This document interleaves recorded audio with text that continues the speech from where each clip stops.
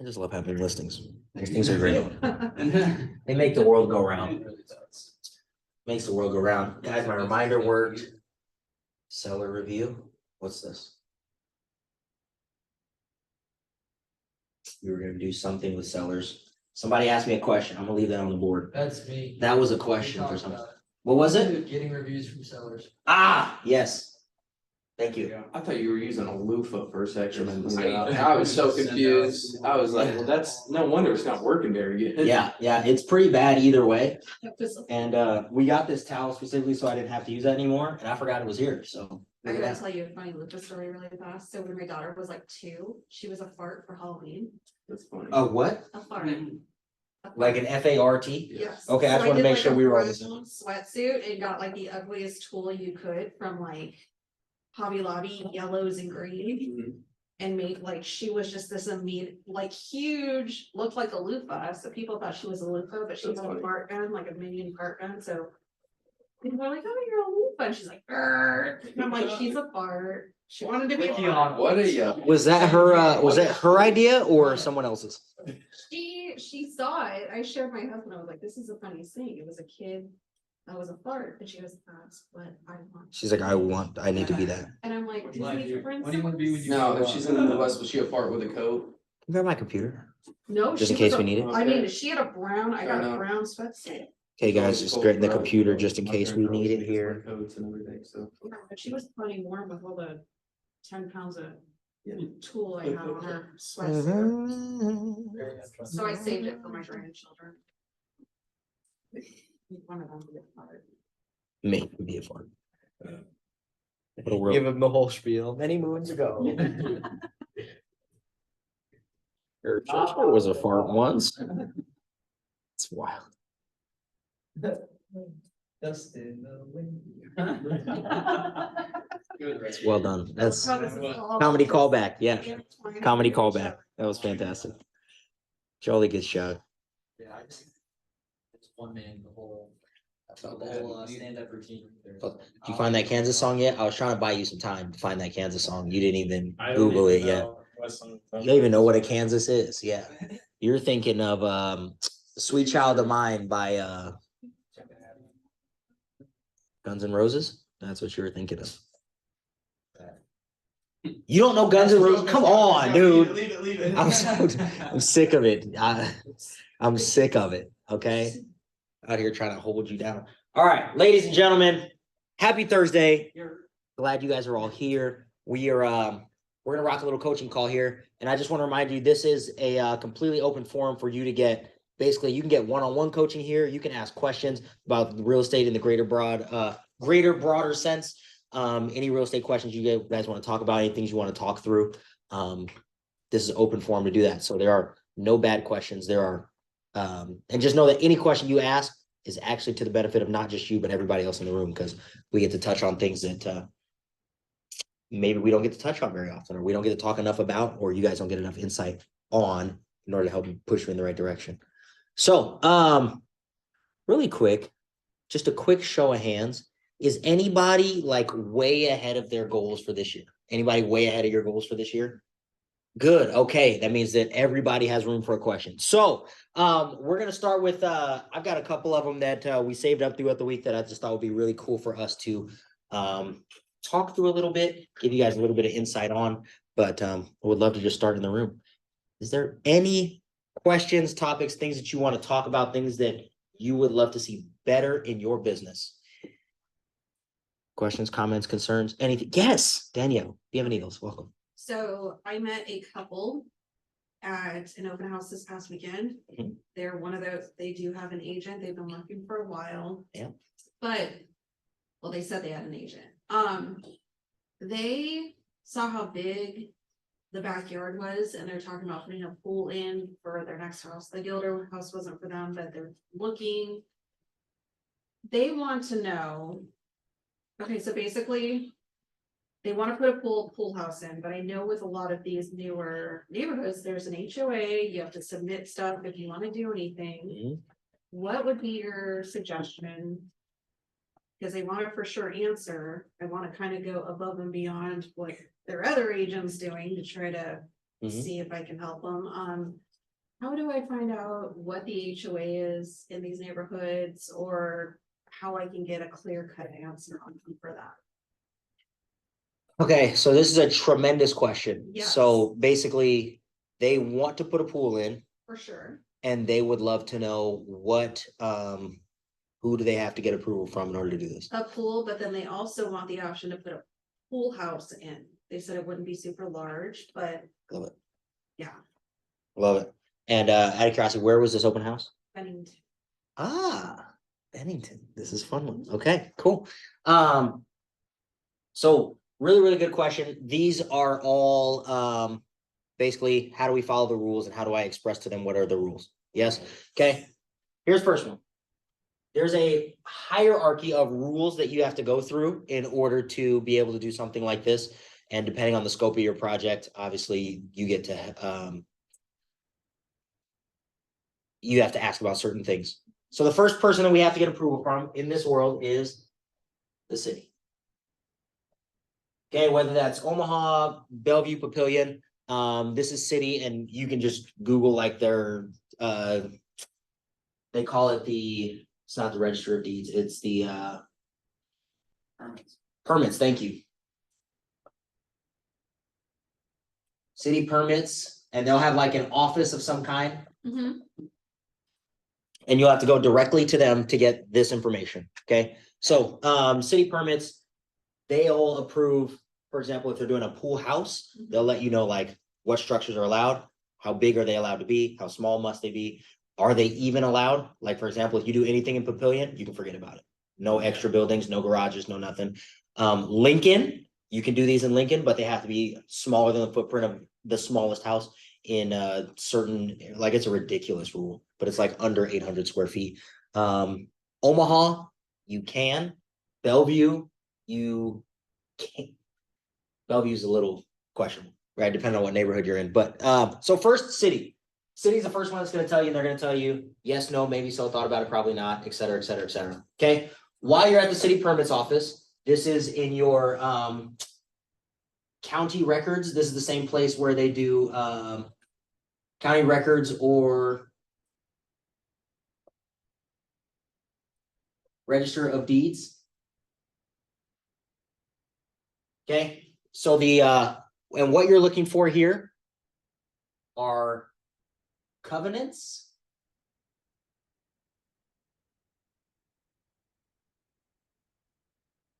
Okay, so covenants, this is basically the book of rules that's created by the HOA. So you're looking for the covenants for the neighborhood, okay? Because there are HOAs or elected heads of HOAs that will make up their own rules just because they're crotchety old people. It just is what it is, right? So if you ask the head of the HOA, they will tell you about some rule that they thought they heard about 100 years ago, and it might not even be a thing. So this is the place you go. You need to find the actual covenants, and these are the things that are recorded when the actual neighborhood is originally developed, and they keep these in the Register of Deeds. This is the place you'll find them. If you ask the seller who might have kept them, they probably didn't. If you ask the person who is in the HOA, they probably don't have a copy. If you ask the title company, they probably don't have a copy either, right? So where do you go to get these? The first place I would go is the title. Because even if they haven't sold that house, the title, they might have sold a different house in that neighborhood, and they might have the covenants or have access to the covenants. Like they've looked these up already, so they might have them. So first person, go to your title rep and just see if they have it. This might be your cheat code to get this to fence this, okay? Title rep, for example, ours, Heather. If you ask Heather, she will find either that address or another one in the neighborhood and be like, yep, I got them right here. Here you go. Good luck. Okay. Then the second place is you actually have to go to the county office. For us, these are downtown, and you're going to the Register of Deeds. Okay.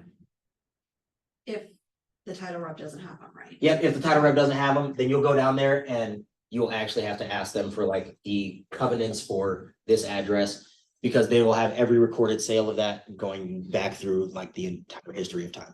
Okay. And they keep them in a file cabinet, and it's obnoxious to look for, and they might be turds about it, but that's the where you find them. So this is the surefire answer. You go get the covenants from the Register of Deeds in any county, and you can actually find that. And then here's the other obnoxious part is when you get these things. Have you ever read one of these things? Yeah. Yeah, they are they're dry. Yeah. They're dry. They are dry as JJ's mother's cornbread. Like That's a shot. they're tough.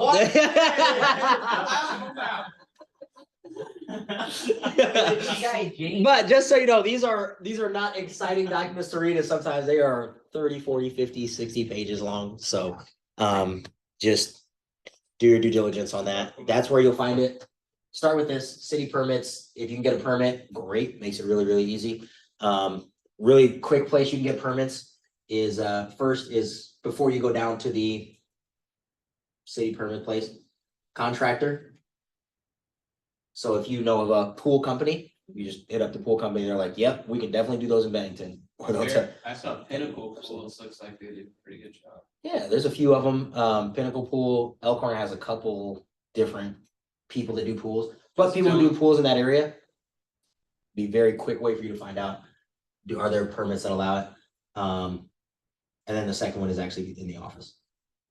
Some neighborhoods too, don't they have websites with the, like, being able to find them? Some do. I hate giving that advice because like how many neighborhoods actually have that website or somebody actually updates it? Like it is. Those there's like 3 neighborhoods that do it, right? Neighborhoods that are the neighborhoods that do are very proud and they're run by some crotchety old person who heads the HOA. So yes, this is your short answer on how to do that. Now can I give you the real answer that you're looking for? Yeah, please. Yeah, the real answer that you're looking for. Why are these people moving? They just had twins. They just had twins. Yes. Holy cow. This is exciting. So they just had twins and their space is. Right now, it's not too small, but they said as their twins. Get a little bigger, they need more space. Yeah, it's kind of cool, right? Like you bring a baby home and then like you think you need all this space and you Yeah. realize the babies are like 6 pounds and they don't really take up that much room. So now they're Yeah. ramping up. So now they're like, all right, I'm getting ready for sometime in the next 3 to 4 years. I want to move. Yeah. Yeah, absolutely. Yes. So this is gonna be great, and I'm sure they will appreciate this. Do you think they would hire you for this? No. No. No. Why would they hire you? If I- Why would they work with you? If I kept following up with them and being valuable.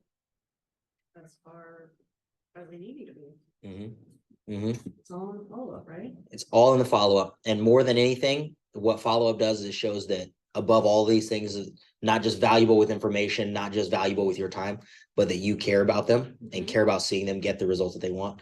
You caring about them alone was where we say relationships over transactions. Like this information is very transactional, right? I Right. give you the information and you try to give me your business in return, right? That's very transactional.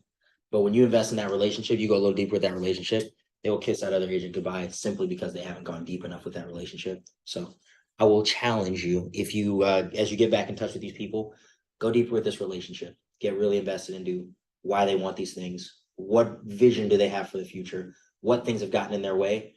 Because especially somebody who's been, I heard you say they've been looking for a while. Mhm.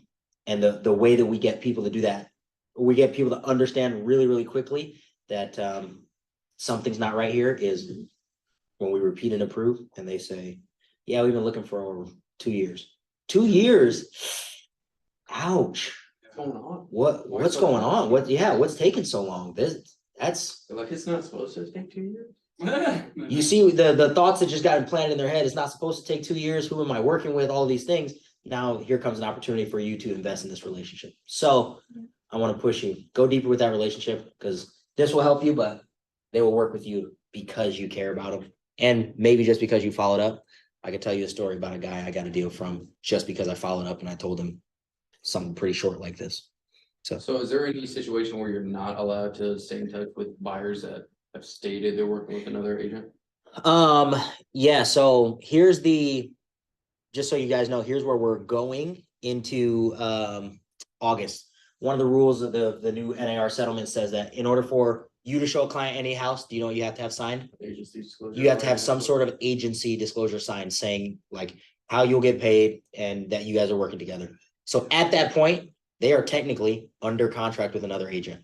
This is where you can't go seek them out, right? But if they walk into your open house, can you talk to them? Yes. Absolutely, right? You just can't call them on the phone if you know that they are in contract with somebody else. So this makes your open house conversations that much more important because this is the only opportunity you have to interact with these people. And if you interact with them after that, you could be held liable for an ethical violation. So Are we gonna go deeper into that as we get closer to August? Because, you know, there are always those people that say I'm working with an agent just to not having to annoy them at the open houses. correct, absolutely, absolutely. And until you've seen that contract, like you have no idea, which is why, like I said, that face-to-face interaction is going to be so important. You're not going to be able to win and follow up in the same way if you know they actually have a signed contract. So that'll be actually part of our conversation. We'll talk about that when we get to August, but that's one of the questions they'll ask us.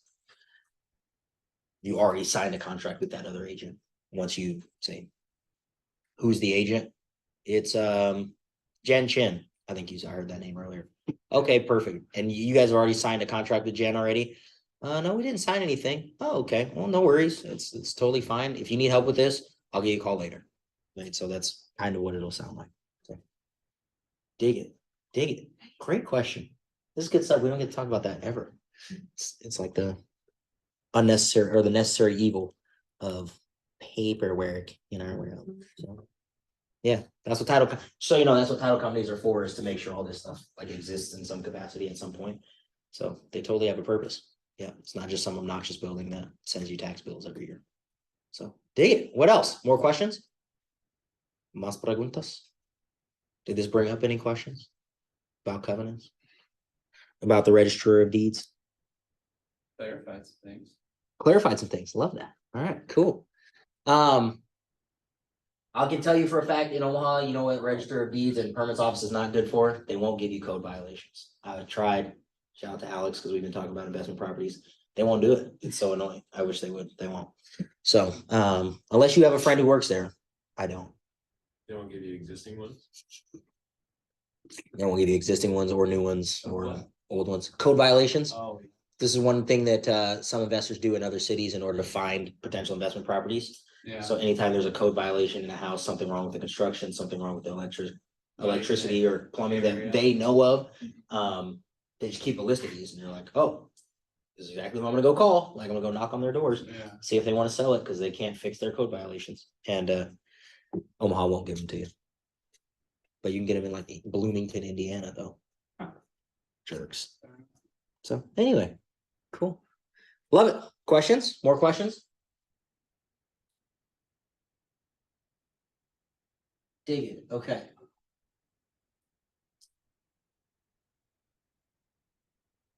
All right, you think on that one. We'll talk for just a second.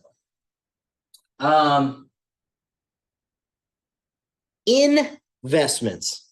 So I love talking investments. You guys know I love talking investments because I've flipped houses, I've done rentals, like the whole thing. It's a lot of fun. It's super obnoxious. It's maddening. It's exhilarating. It's all of the emotions that you can feel all at once. And usually you walk away more frustrated than excited. So, but one thing that the investment world has taught me is the ability to estimate repair costs, right? And we were talking about that this morning. Mark had a client who is, they're thinking about listing their house and they're trying to figure out how much is it going to take to get it painted, right? And the answer is, it depends on who you hire, right? But one of the skills that you could have as a real estate agent is how to reliably and consistently give people some estimations on like how much stuff costs, right? This is one of the things that I was probably most impressed by when I first got my license is I went out on a couple of showings with Jack. I shadowed him for a few showings because, you know, I didn't know what the heck I was doing. And just to hear Jack rattle off, hey, those stairs there, they're going to have to be mud jacked. It's probably going to be about $800. Yeah, if you guys wanted to move this fridge or add a gas line, it's going to be about $1,000. Hey, if you wanted to replace this flooring, yeah, it'd probably be about $600, and you got about $300 worth of carpet there. You add all that together. Yeah, you can get the exact house that you want for like an extra $10,000 after you close on the house. Really builds your credibility. Yeah, and I'm like, I'm supposed to be able to do that. And Like- it has to be fairly accurate. Yeah, you're because, like- when you go in and do like bids like that, they might be in that profession, like. Yeah. They could be in the profession, They just don't want to. or even more scary, they might take your word for it. Well, I mean, as a contractor. They might take your word for it and buy the house thinking they can get everything they want for $10,000. Then that bill comes back and it looks like $30,000. And guess who just lost their relationship and the next transaction? Yes. So, is this a skill that you might want to have? Maybe. So the real question is then, how do you begin to add these things up? What I want to show you, and the reason I had Jeremiah bring me my computer, is we do this class, I believe towards the end of the year, I think in November, we do an entire investments like breakdown. And in here, I help you guys just understand like how you could begin to develop this skill, and something that I would really encourage you guys to begin looking. Uh-oh. Come on. Working on, there we go. Oh, good Lord. How did this get on the damn I TV? watched that. Was it any good? No. No, it was bad. It's typical Yeah. trash documentary, you know? It was absolutely terrible. Okay, where is my? How do we get Diddy off the screen? That's what we're really looking That's at. the problem. Here we are. Okay, so in November, we're gonna do a whole class on this. We'll do this again, and we'll do this a few times throughout the year. But what I want you guys to build the skill of is not necessarily estimating the cost of things, because the reality is that could change depending on who you call, right? I've got 3 people that you could call for paint. One person's gonna be 5,000 for the entire house. One person's gonna be 14,000, and one person's gonna be 27, right? 27 guys definitely gonna get it done on time. Really good job. The 5,000 guy, you might have to chase down with a pole, right? So, but what I do want you guys to get in the habit of being good at is helping people put together a scope of work. What would it actually take to put a house together the way that they would want it? Okay. So all you have to do in order to do this is you understand these phases of fixing up a house. And these are the same phases that, basically if you were building a house, this is the kind of the same order that things would go in. And if you understand these 8 phases of a rehabilitation or like a fixing up a house, it becomes very, very easy for you to help advise your clients on what are the activities that you'd have to do. Because if you have a list of activities, you can take it to any number of people. You can put it on Facebook and get anybody who could spit you out a price on what it would take to do these number of activities, right? So when you're, again, building a house, rehabbing a house, getting a house ready for rental, you do all of these things in some capacity, and some of them you just do really, really quickly because you just don't have to worry about it, right? So, a house, a hoarder house, you probably have to do a whole bunch of demolition and a whole bunch of clean out. We got to get rid of all the stuff in here. Everything that's in here, we got to take these bathrooms out, sinks out, cabinets. We got to take all this trash out. We got 13 dumpsters worth of trash. You can ask Eric about one of the flips that he did that he wanted to live in. 13 dumpsters later, they finally had it cleaned out enough where they could start putting nails in the wall. Ridiculous. I had a similar one, 40-acre property in Lincoln. 6,500 square foot house, hoarder house, and literally had a path going through it and mice running like between the path. Oh It's my god. madness. But these things exist out there. So, step 1, demolition clean out. House like that, this is a very extensive project. Okay, new construction. How long does it take you to do demolition clean out? Yeah, like it doesn't exist. You don't have to do demolition clean out. You're starting fresh. You're just gonna dig some dirt in the ground. Okay, then you go straight to the exterior foundation. So somebody who's fixing up a house will just walk the exterior and you can visibly see all the stuff we have to fix. New siding, paint. New siding, paint. New gutters, new roof, new driveway. Gets very, very easy. You walk around, you do that. And all you're doing is you're just making a list of all the things. Paint, siding, 2 pieces, new deck, whatever. Okay. Next thing is mechanicals. This is the number 1 thing that people skip. Because we and your clients are very, very visual when we walk into houses. We walk in and we say, ah, this is so pretty. But at no point do you ever look and say, ah, I love these pipes. Man, that HVAC is tremendously efficient. None of us think through these things, and yet these are the things that will instantly ruin your rehabilitation if you're in the investment game or your clients hope to be. So please make sure you understand that these 3 things, the plumbing, the electricity, and the HVAC, are tremendous things that will make or break your ability to help your clients fix up a house. And they're things you can't overlook So when people say, I'm just going to redo the kitchen, Do a super- does the kitchen have any of these things in it? all- Oh, yeah. Oh, yeah. It has a whole bunch of these things in it. Yeah. Especially if you're thinking about moving a wall. If you're thinking about moving a wall, you're probably dealing with at least these two. You're definitely dealing with this, talking about sinks and gas for a stove or something like that.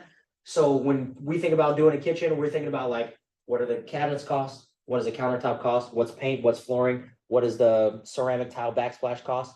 And nobody considers the fact that in order to hook your sink back up, it's gonna cost $500 for the plumber to come out to the house. Heaven forbid they find anything while they're there. And don't they always find something when they're there? Anybody ever call a plumber? Yeah, they always find something.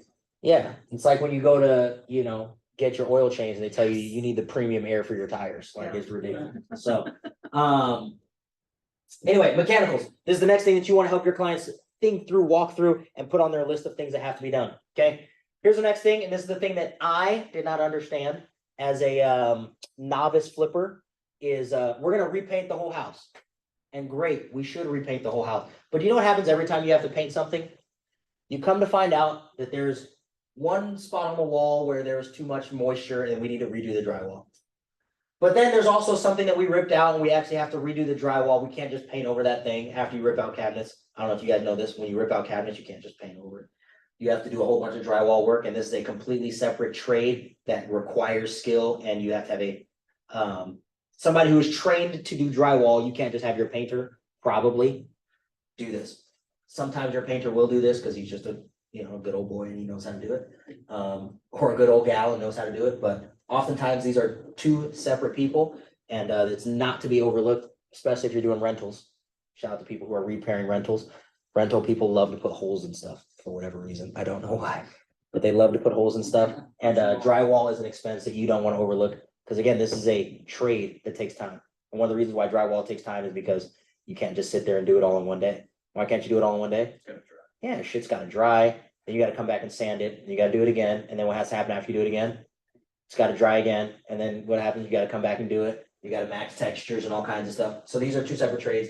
Make sure you can help your clients understand, hey, there's drywall work to be done. Or not, paint work to be done, especially if you have a whole house, drywall work to be done. Okay, trim work. Trim is like all this stuff you see around the edges of everything, around doors, around the walls, up on top of your ceilings. If you see crown moldings, all that kind of stuff, putting doors in, all these things are things that sometimes get overlooked in the process of repairing a house. So, please don't forget that stuff. Flooring, tile, countertops. Once you get to this phase, you're almost totally done. And then last but not least, you put everything else back in. You put door handles on, you put chrome, you put black handles, you put everything back in. This is something that, again, really easy for us to overlook, because we're like, hey, we're just going to redo the whole kitchen. And then you forget that you had to do a whole bunch of handles for all the cabinets. You forget about how much it costs to do hinges and how much time it takes to put hinges on 1,000 cabinet doors.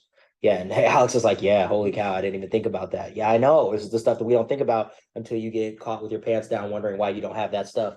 Let me give you another example of hardware that we don't think about when we redo a house, right? We redo a house and make it look all modern.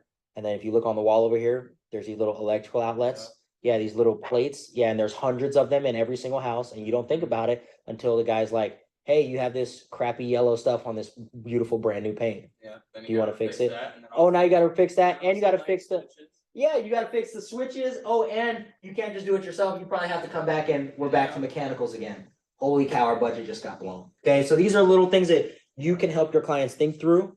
And again, we'll teach a whole class on this, but one of the things that you can do as a real estate agent and get really, really good at, and to solve the problem that Mason brought up earlier, which is like, what if your client is in these trades and they know this stuff really well? Your ultimate skill is not going to be helping people come up with prices for this stuff. Your ultimate skill is going to be helping them understand what are all of the things they need to consider. And then you're going to be able to provide them with the resources to say, here's 3 contractors, give them your scope of work or your list of things that need to be done in order to get good pricing, right? And then it makes it very, very, very easy. They can go out and find these things in the course of a day or half a day. And if you can get good at making these lists, you can get these lists from a contract without even them having to come to the house. Okay. Again, especially if you really understand every phase of this, and you're like, I walk through all of it. here are all the things that actually have to happen. You might be able to get your clients real numbers, and then they're getting it from a contractor who's actually gonna come out and do the work for what they said it's gonna be. And now you don't look crazy with your estimates that aren't even close. And then when you tell your investors to buy this house because it's only gonna cost $40,000 to fix it up, and it costs them 75, everybody's upset. Has that happened to anybody in this room? Just me? Okay, cool. Okay, I've been on the investor side. yeah, you've been the person who said, well, this wasn't supposed to cost this much to do it. Yeah, 100%. That's 100% what happens. So, Always check them for me. You guys consider run a sewer inspection if they're thinking about. If there's a house that was built, this is just something for everybody, every time, every single day. If they're buying the house or they're flipping the house or anything. If they are buying a house that has been in existence for more than 20 years, scope the line. If there is a tree on the property, scope the line. there's not a trail property. Are those roots? Yeah. Yep, You can't see it. because that exact situation that we were just talking about. I had a house that was ready to go. Sign going in the yard in a couple days. And Oh, yeah. the painter that came in to do his final touch-ups didn't bring anything to take his trash with him, so he decided that he would put paint covered paper towels in the toilet. What an idiot. And I had a geyser of shit, Oh, God. Actual physical. physical, coming out of the Feces. middle of my front yard.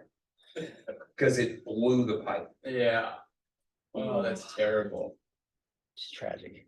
It's So, like, yeah, How do you even hold, how do you even hold the? $15,000 later. Don't they have some no? They're just like, yeah, it's a risky ram.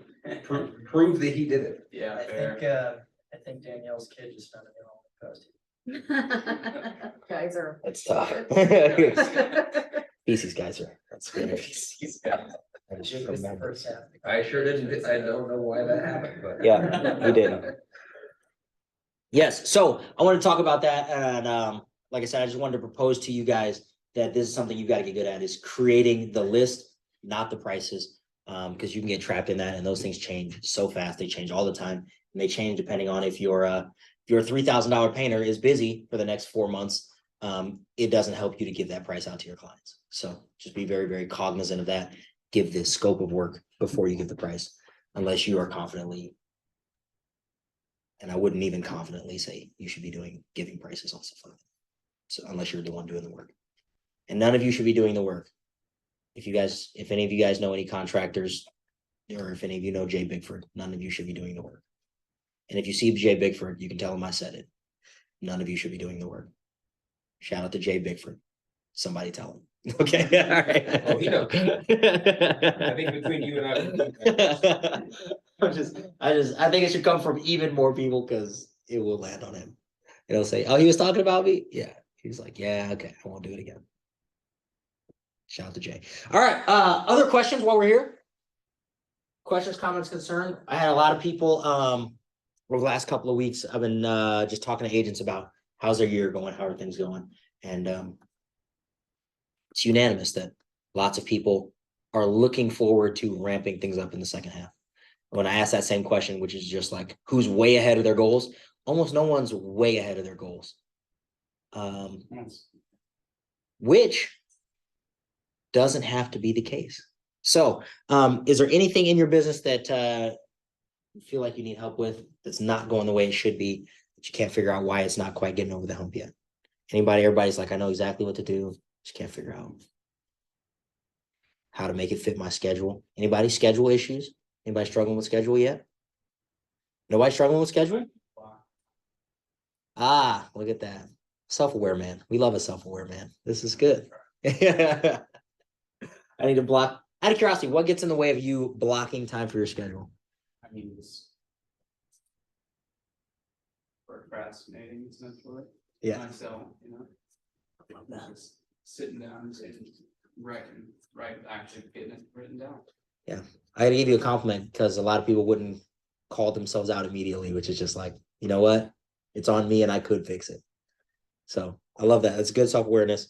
And it's what it's gonna take for you to get across it to make the second half of the year the best of the Saw year. some video and it's like this guy was preaching and he's like, here's, it's like, you see, you brought up this other dude that's like in really good shape. He's like, you know, I go to the gym just as often as this guy, you know, he's like, how come he's jacked and I just look normal, you know, he's like, because he goes, when he goes to the gym, he brings the gym home with him. Yeah. And he uses the discipline and the mentality to maintain instead of me, where I go to the gym and I leave it there and then I justify all my decisions for the rest of the week saying, oh, I can eat fast food. I went to the gym.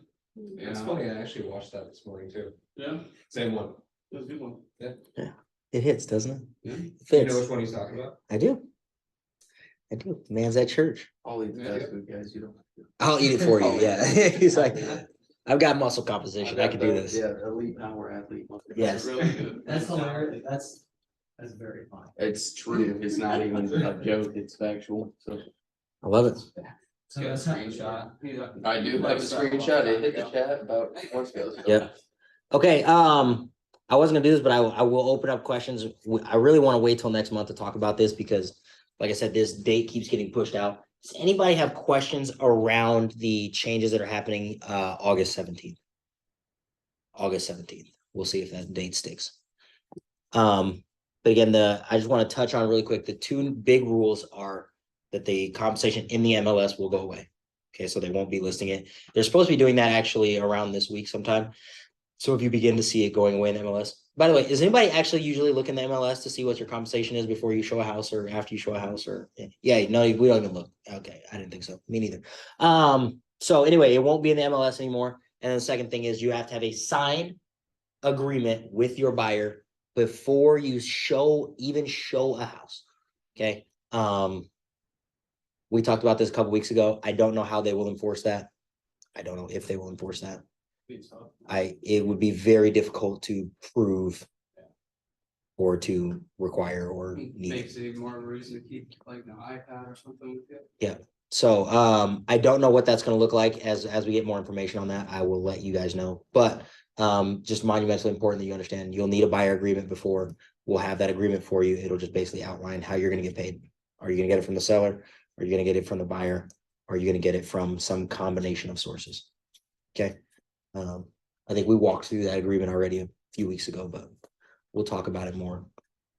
So where are these panicking agents getting this idea that if you're a buyer's agent, you're not gonna get paid? There's so many agents panicking Yeah. about being buyer's agents not getting paid. Out of curiosity, where you heard this from agents, right? Yes. Where were you when you heard this from an agent? Think about it. Like out networking, events, yeah. Or my broker is panicking and saying, focus on listings now. And where I just am like, I've been told not to panic, so I'm not gonna panic. I love it. I don't know any better either. right Yes. now, So here's the two places that people are hearing it from is social media Yeah, is the number one place that people are hearing it from. And the second place is from brokers who haven't been there and done that. So the good news is you guys are in a place where you are with brokers who have been there, done that, and are actively doing that, right? So if you look back there, that guy's like actively doing that, right? We're good. If you look up here, you're looking at somebody who has actively been there and done that. Like, so this is not, we're not panicked because we've seen this play out for our entire careers, and it will work in our favor because we're not panicked. Good agents. I started real estate in 1901, and when I started, the first week, I had somebody walk up to me and be like, dude, I don't know why you're even getting started in this business because like Zillow is gonna make it so that there's not even a realtor anymore. yeah. There's not gonna be realtors in like 6 months because of this Zillow thing. That's when Zillow started, by the way. And I was like, okay, and I just kept on going, oh, Yeah. and then all of a sudden, here we are, dozen years later, and guess what exists? Agents. Realtors and Zillow. Everybody's gonna gaslight you on your way up. Zillow. And honestly, like, I'm sorry, like, I'll say this, I don't care. Let them be scared. Oh, I'm so excited. I'm so- I promise you, if you know what to say and how to do it, and to do it legally, and to make sure that everybody's comfortable and covered in the transaction, just like we do now. If you go on right now and you look at the MLS, and the first thing that you look for is the compensation code, then you shouldn't be in this room. If that's the first thing you look for, then you haven't heard that damn thing that we say. That will work itself out. When you call it for sale by owner, do you know what the compensation would be? No. When you go meet with the for sale by owner, do you know what the compensation will be? No. It's all negotiable. It's always been negotiable. It will always be negotiable. Just because a bunch of people decided that this is the number that we normally go with, it never wasn't negotiable. How many times have you talked to somebody, Byron, back when you were doing this like every day? Mhm. And somebody was like, oh, well, I've got somebody that'll do it for 1%. Every day, 3 times a day. Yeah, every day. I got somebody that'll do it for 3%. I got somebody to do it for 4%. Do you have a buyer? Do you want to know why they were able to do that? Because it was always negotiable. You know the difference between then and now? So listen, No, God, I could the wax deep on this difference for a between while. then and now is that they have given Should we wax deep on this? the people who literally negotiate for a living the ability to negotiate their own payment. Before, it was just understood that you got 2.4% or whatever it said on there. It was expected that you get 2.4%. When you got 2, you were like, oh shit, I didn't look, but okay, that's us. When you got 3, you're like, that's awesome, I didn't expect that, right? And you can even use that, like, if the listing's been on the market for like a really long time, and you could say, hey, I got a buyer for you, but I'm looking for 3% on this and see if it sticks. There's people who will absolutely take advantage of this, we won't be some of them. But there are people who will. There's always been the ability to negotiate all of the numbers that are involved in all of the transactions. There's never not been. So the only ones that are out there running scared are the ones who don't have somebody that's standing behind them that's telling them exactly how to do it. That's it. And let them. Because those are the people who don't know what they're doing from the beginning. Because if they don't know that that was negotiable from day one, and they're so concerned about their own money, they're not actually concerned about their money. I digress. Sorry, Byron. Can I tell you no, you're doing great. You're doing great. And I just want to give you this. This is the number one thing. This is the reason why real estate agents will always have a job. Okay. One word.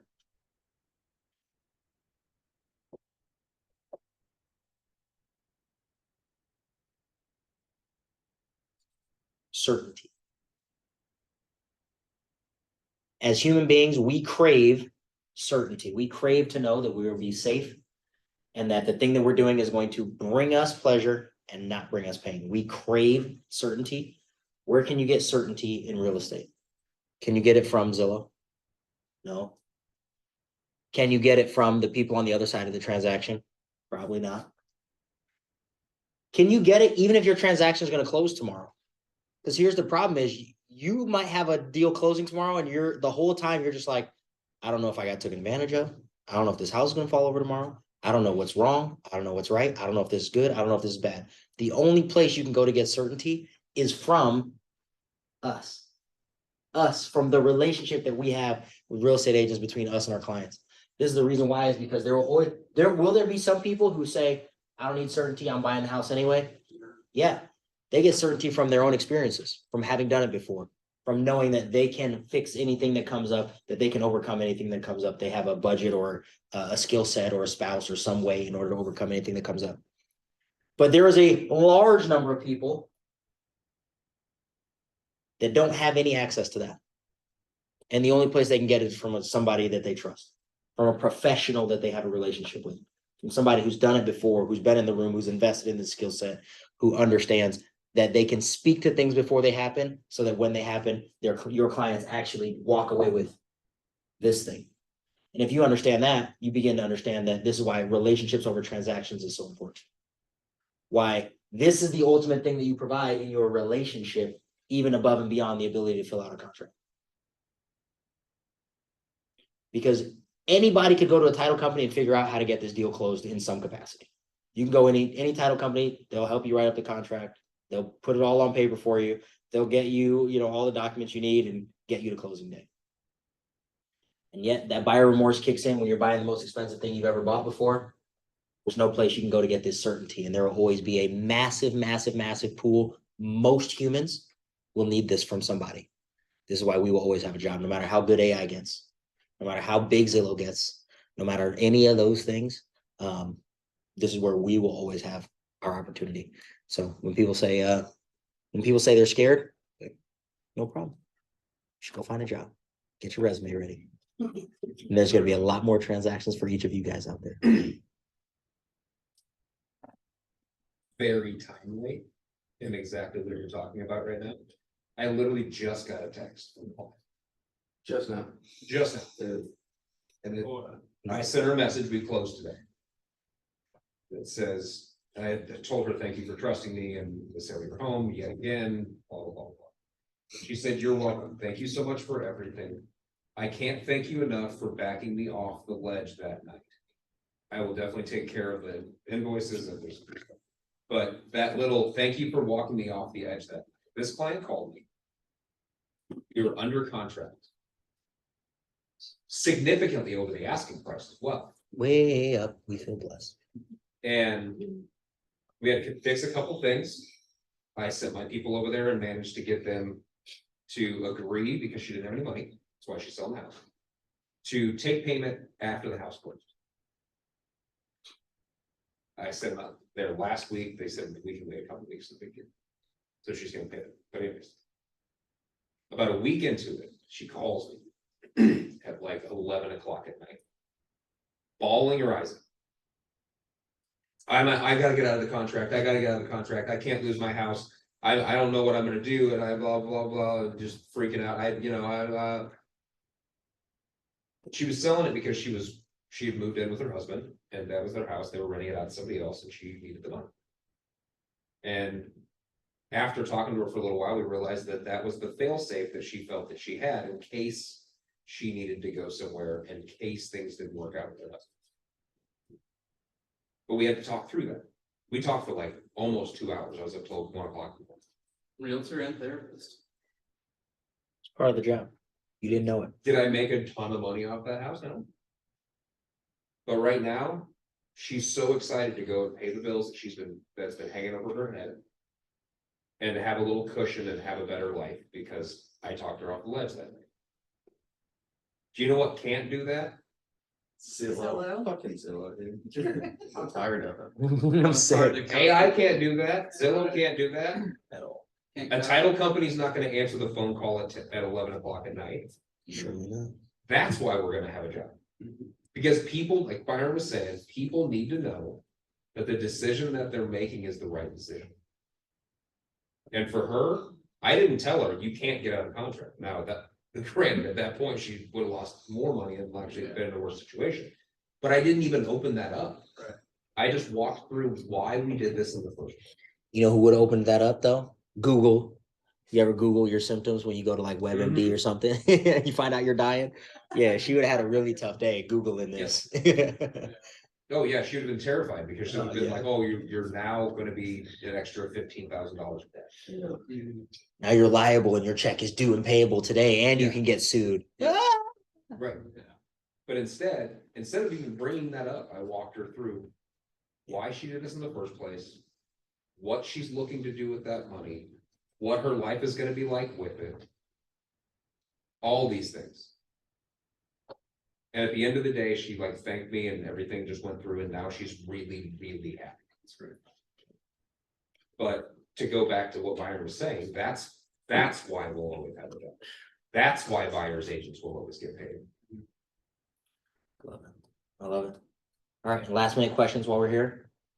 Cool. If want to give a quick shout out, Alex, if you guys are investors yourselves or have any investor clients, Alex is putting together a buyer's list. So if you have people who are looking to do investment properties, make sure you get what they're looking for in their parameters over to Alex. So he is he is getting deep in that world. So he would be one to make sure you touch base with and just make sure he has your info. So if he comes across something for you, that he can help you with that. So there you go, a little social pressure. Now everybody's looking at you. No pressure. Oh, yeah. No, I Yeah. literally, not lying to you, before I walked in here, I had somebody call me. And they're looking for like a 2 to 250. I'm looking for a thing. Great. Same. I got a guy for that. Great. Yep. Alex is your guy and he's gonna have some questions probably back for you when it's time. So if you're into that, there you go. And worst case scenario, you get really good at these relationships, you have all the houses, we all become investors. This gets really easy, guys. Don't worry, we got a whole nother game we can play. So if you guys have other questions, feel free to get a hold of us. We have I know JJ's been offering this to you guys during some of your Monday one-on-ones and stuff. If you need to schedule a one-on-one to just get deeper into your business, deeper into the numbers, deeper into how do I make this work, get more qualified leads, get this thing over the hump, organize my schedule, whatever it is that you guys need. You can meet with myself, you can meet with Jack, you can meet with Eric. If you need some social media help, you can meet with Jeremiah. All those things are available to you, marketingagent.com. So get in there, make sure you schedule some one-on-ones for whatever it is that you need. Because right now we have a tremendous opportunity, especially with these changes coming up. There's gonna be a lot of agents who are scared right now. And those agents are gonna freeze. When they freeze, the opportunity just expands for you, and whoever's willing to grab it can have as much as they want. Like I gave the analogy last week, it's kind of like a bucket at the ocean. You can have as much as you want, and you can take as much as you can carry, and there's still more than enough for everybody. All right. So go get yours. Make sure you fill your bucket. If you need anything from us, let us know. All right. Thanks for being here. We'll catch up with you guys later. Peace.